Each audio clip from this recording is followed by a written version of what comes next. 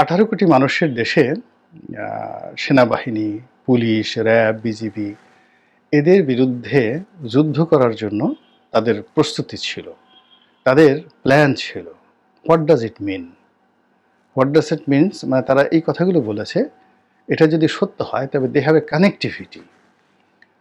যেভাবে পাহাড়ে যুদ্ধ হচ্ছে বা যুদ্ধ হয়, শান্তিবাহিনী যেভাবে যুদ্ধ করেছে, তো সেখানে তাদের রসদ থাকে, অস্ত্র থাকে, গোলাবারুদ থাকে, পালানোর জায়গা থাকে, পিছনে ব্যাকবোন থাকে। যেভাবে মায়ানমারে যুদ্ধ হচ্ছে, তো সেখানে অন্তত 4 থেকে 5টা গোষ্ঠী দিদা আসছে, যুদ্ধ করে যাচ্ছে এবং উভয় পক্ষ মানে কেউ ব্যাংকক থেকে মানে থাইল্যান্ড থেকে সাহায্য পাচ্ছে, কেউ চীন থেকে সাহায্য পাচ্ছে, কেউ সেই মুসলিম যারা উগ্রবাদী মুসলিম তাদের কাছে সাহায্য পাচ্ছে, কিন্তু সেখানে যুদ্ধ হচ্ছে।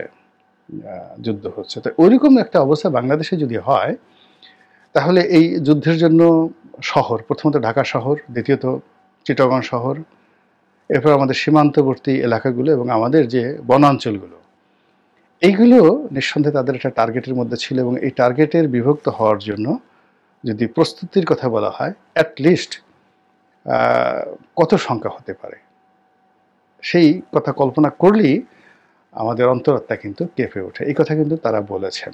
তো সেই বলার প্রেক্ষিতে যখন একটা বিপ্লব হলো কোনো যুদ্ধ ছাড়া, এবং এখন প্রতি বিপ্লব বা আর একটা যুদ্ধের কথা যখন বলছেন, এটা নিয়ে ঠাট্টা করা, মস্কারা করা, সমালোচনার কিছু নাই। You have to take it in cognizance seriously. তো এখন এই যে জটিলতা, এই কথা হঠাৎ করে কেন এই কথাগুলো বলা হচ্ছে এর কারণ হলো অনেক কিছু এখানে ফাংশন করছে না, এবং সেই ফাংশন না করার ফলে কি হলো, যদি এখন যারা বিপ্লব করেছেন তারা যদি পরাজিত হন, ক্ষমতা ছেড়ে দেন এবং তাদেরকে বিদায় নিতে হয়, তাহলে সঙ্গত কারণেই তাদেরকে সেই আওয়ামী লীগের যারা ধরা পড়ে এখন বিচারের মুখোমুখি হচ্ছেন তাদের চাইতে করুণ পরিণতি ভোগ করতে হবে। এবং একজন সমন্বয়ক বলেই ফেলেছেন যে ফাঁসির তাদের পরাজয় মানে ফাঁসির দড়ি একেবারে সামনে চলে আসা। তো সেই দিক থেকে যেটি হচ্ছে সেটি হলো যে তারা যাদেরকে অপোনেন্ট মনে করছে বা করবে আগামীতে, সেই অপোনেন্টদেরকে দমন করার জন্য এবং অপোনেন্টদেরকে শায়েস্তা করার জন্য তাদের সেই সরাসরি কোনো হাতিয়ার ব্যবহার না করে অন্যান্য যে সকল উপকরণ ইতিমধ্যে হয়েছে সেইগুলোকে তারা ব্যবহার করবে, এবং যেগুলো যুদ্ধের চাইতেও তাদের জন্য বেশি ফলাফল হবে। তাদের 1 নম্বর ফলাফল হলো যে এমন কিছু করা যেই কর্মকাণ্ডে জনগণের সমর্থন পাওয়া যাবে, জনগণ তাদেরকে বাহবা দেবে। যদি এই মুহূর্তে প্রত্যেকটা ইউনিয়নে 2 জন করে 5 জন করে লোককে গ্রেপ্তার করা হয় গত 3 মাসের কর্মকাণ্ডের জন্য, প্রতিটি উপজেলাতে যদি 50 জন করে গ্রেপ্তার করা হয় প্রত্যেকটা উপজেলাতে, চাঁদাবাজি, দখল, অন্যায় এগুলোর জন্য, তাহলে একবার একটু চিন্তা করুন তো কারা কারা ধরা পড়বেন। এবং এই সমস্ত লোকদেরকে যদি গ্রেপ্তার করা হয়, যারা গ্রেপ্তার করবেন তাদেরকে কি ধন্যবাদ জানানো হবে নাকি সমালোচিত হবে? It's a very easy game. এবং এই ফাঁদ তারা কিন্তু তৈরি করে ফেলেছে ইচ্ছে করে এই কাজগুলো তারা করে ফেলেছে। এবং এই টোটাল কাজগুলো করতে তাদের এক রাতের অপারেশনে প্রত্যেকটা উপজেলা থেকে 50 জন লোক যারা ঘুমিয়ে থাকবে নিশ্চিন্ত মনে, তাদেরকে টাকা সহ সবকিছু সহ গ্রেপ্তার করতে তাদের 4 থেকে 5 ঘন্টা সময় লাগবে সারা বাংলাদেশে। তৃণমূলে হই হই রই রই ফিরে যাওয়া শুরু হয়ে যাবে।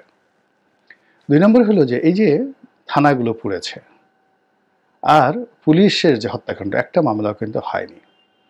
এখন এই জায়গাটাতে যদি তারা কৌশল করতে চায়, রাজনীতি করতে চায়, এবং এখানে যদি তারা তাদের রাজনৈতিক যারা প্রতিপক্ষ তাদেরকে ফাঁসাতে চায়, মুহূর্তের মধ্যে পুলিশ চাঙ্গা হয়ে যাবে, এবং পুলিশ তাদের পক্ষে নেমে যাবে।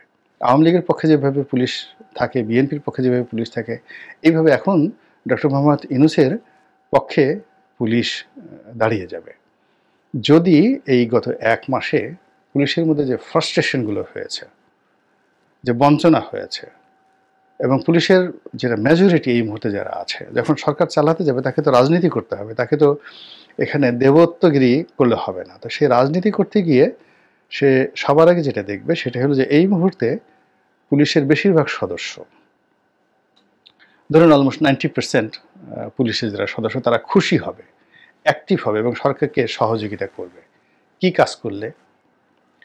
তো যেই কাজ করলে সহযোগিতা হবে, তো সেখানে দেখা গেল যারা আহত হয়েছে তাদেরকে চিকিৎসা, যারা নিহত হয়েছে তাদের ব্যাপারে শ্বেতপত্র প্রকাশ করা, যে সকল ক্ষয়ক্ষতি হয়েছে তাদের বিরুদ্ধে মামলা মোকদ্দমা করা, এবং এই মামলা মোকদ্দমা করতে গিয়ে তারা কাদেরকে ফাঁসাবে এই সময়টাতে। এখন সেই ফাঁসাতে গেলে রাজনীতিবিদরা হবেন, সেটা ছোট রাজনীতিবিদ, বড় রাজনীতিবিদ, কিংবা এই যারা ঠিক যাকে বলে আমরা অনেকেই তাদেরকে এই মুহূর্তে চিনি, তো তাদেরকে টার্গেট করে যদি এরা সেই মামলাগুলো আবার সাজায় এবং তাদের সেই খড়গ হিসেবে সেই জিনিসটা ব্যবহার করে, তাহলে পুলিশকে তারা অ্যাক্টিভেট করে ফেলবে। এবং এই কাজটা যখনই করবে তাহলে বিনা যুদ্ধে তাদের কিন্তু লঙ্কা বিজয় হয়ে যাবে। তো যারা আসছে ক্ষমতাতে, ক্ষমতার চেয়ার এমন একটা ব্যাপার, ওখানে একজন লোক, সাধারণ মানুষ বসলে সে অসাধারণ হয়ে পড়ে। ওখানে একজন যাকে বলা হয় নির্বোধ লোক বসলে সে বুদ্ধিমান হয়ে যায়, দুর্বল লোক বসলে সে শক্তিশালী হয়ে যায়। অনেকগুলো রাষ্ট্রীয় বিষয় তাদের কাছে চলে আসে। এরপরে ম্যাটিকুলাসলি তারা যে কাজগুলো করেছে, যে সকল জায়গাতে তাদের মানে খুব দুর্নীতির সুযোগ হয়, যেমন এলজিআরডি, তো রিসেন্টলি তারা এলজিআরডি মিনিস্ট্রিটা নিয়ে এনেছে। এরপরে স্পোর্টস মিনিস্ট্রিটা তারা নিয়ে নিয়েছে, মানে সমন্বয়ক যারা আছেন। তারপরে যেই জায়গাগুলো, যেমন স্বরাষ্ট্র মন্ত্রণালয়, এখন স্বরাষ্ট্র মন্ত্রণালয়ে যেভাবে হোক তারা তাদের কর্তৃত্ব বজায় রেখেছে। এখানে কোনো রাজনৈতিক ইনফ্লুয়েন্স এখনো পর্যন্ত গত 1 মাসে স্বরাষ্ট্র মন্ত্রণালয়ে কেউ করতে পারেনি। এখানে আওয়ামী লীগের লোক বাদ হয়েছে, বিএনপির অনেক লোক এখানে পুনর্নিয়োগ হয়েছে, জামাতের অনেক লোক নিয়োগ হয়েছে, কিন্তু তারা তাদের যে পলিটিক্যাল এজেন্ডা বা পলিটিক্যাল যেগুলোকে বলা হয় মাস্টার প্ল্যান, এই জিনিসগুলো অতীতে যেভাবে পুলিশকে ব্যবহার করে করা হয়, এটি এখন পর্যন্ত এটা কল্পনাই করা যাচ্ছে না, মুভি করানো যাচ্ছে না। ফলে কেউ ডিআইজি, কেউ এডিশনাল আইজি, কেউ এসপি, কেউ ওসি হয়ে বসে আছে, কিন্তু কোনো রাজনৈতিক দলের মানে তারা উপকারে আসছে না, কাজে আসছে না, ব্যাড ইনভেস্টমেন্ট। আর যখনই এই পুলিশকে, মাস পিউপিলকে ব্যবহার করে, যাকে বলা হয় এই এখন যারা সমন্বয়ক রয়েছেন, তারা যখন এরকম পুলিশ হত্যার বিরুদ্ধে মামলা নেবে, থানা পুরানোর বিরুদ্ধে মামলা নেবে, তখন ওই যে দলীয় যারা লোকজন এই গত 3 মাসে নিয়োগ লাভ করেছেন, তারা মারাত্মক বিপদে পড়বেন, মারাত্মক বিপদে পড়বেন। কারণ মাস যারা সদস্য, পুলিশের সদস্য, তারা এদেরকে মনে করবে যে এরা হলো সালমান রুশদি। তা বুঝতে পারছেন যে আমাদের এই যে রাজনীতির যে বিষয়গুলো আছে, ঘুরিয়ে ফিরিয়ে প্রতিদিনই এমন জটিল হয়ে গেছে যে আপনাকে যদি আপনি বিএনপির পক্ষে বলতে যান, গতকাল যেটা বলেছেন আজকে বিএনপির পক্ষে বলতে পারবেন না। আপনি যদি জামাতের পক্ষে বলতে যান, গতকাল যেটা বলেছেন আজকে বলতে পারবেন না। ইউনূসের বিরুদ্ধে বলতে যান, গতকাল যেটা বলতে পেরেছেন এটা বলতে পারবেন না। সব মিলিয়ে একটা জগা খিচুড়ি তৈরি হয়ে গেছে। আল্লাহ আমাদের সবাইকে হেদায়েত দান করুন এবং হেফাজত করুন। আসসালামু আলাইকুম ওয়া রাহমাতুল্লাহি ওয়া বারাকাতুহু।